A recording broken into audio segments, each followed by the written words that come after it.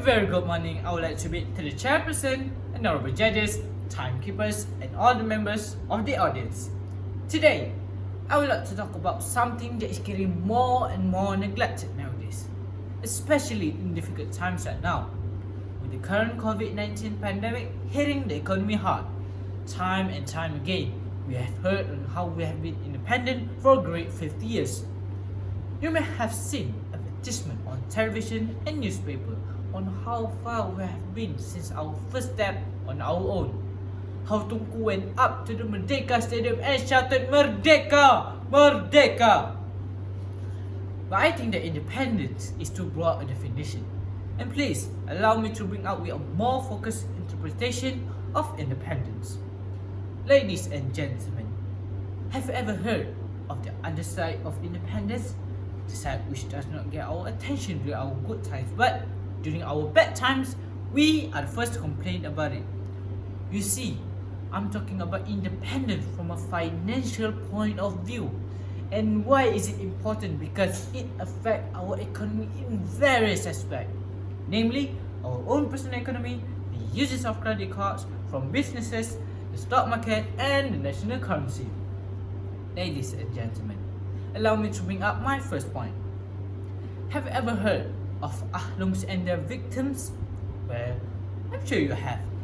Ahlungs or loan sharks are illegal money lenders, and their victims are those who borrow money from them and fail to pay them back, resulting in the property being vandalized.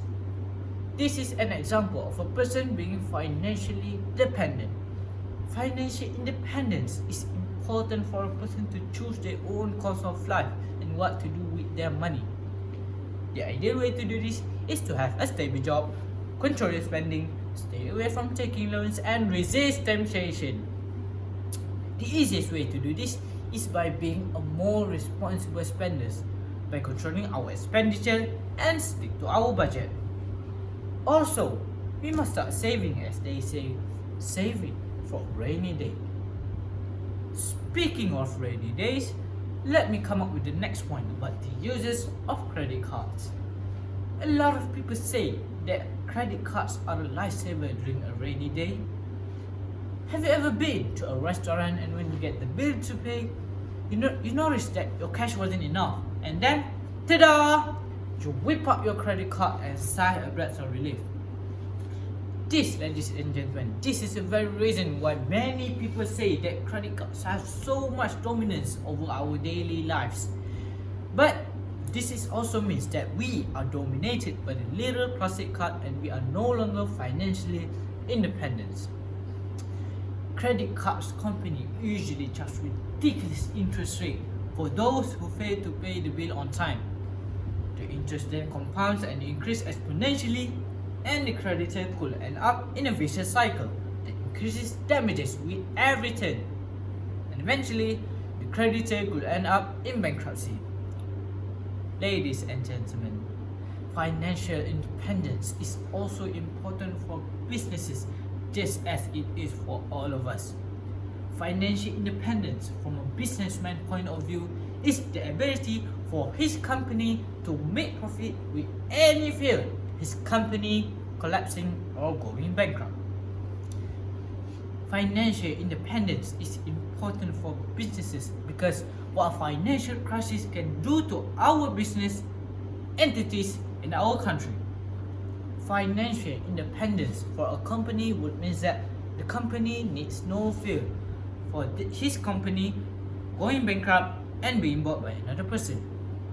This is also means that the company doesn't need to fear any economic crisis. Those who work under the company doesn't need to fear for their jobs because the company can still keep them employed. And eventually, less social problems occurs for our country. Moving on, let me come up with the next point about the stock market.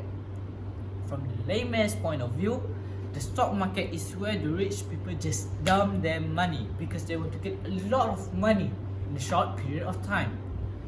Ladies and gentlemen, the stock market is actually a mechanism which enables the trading of a company, collective shares, other securities, and derivatives. So now, I'm sure that most of you are guessing, what on earth that the stock market has to do with independence? Well, let's see. What would happen if a foreigner start pouring their money? Well, I'm sure most of you would say, this is good because more money means better economy, right? Actually, the real answer is yes and no. Yes, because our local company would easily expand their businesses to the entire world. But no, because the company would then belong to the foreigners, and the problem with that is they can pull out their money anytime they want because technically it still belongs to them. So now, ladies and gentlemen, I'm sure that you all don't want to see more and more companies go bankrupt, right? So that is why we as Malaysians must maintain our monetary independence by not letting the foreigners taking over our stock market. Ladies and gentlemen, allow me to bring up my next point. A stable currency is the backbone of a stable economy. And it is very important for us to appreciate how our former leaders have done a fantastic job on holding our currency pegged to the US dollar for so many years. During the Asian financial crisis, our stock market was attacked by speculators who tried to devalue our ringgit and caused our ringgit to fall from 2.5 per dollar to 4.5 per dollar.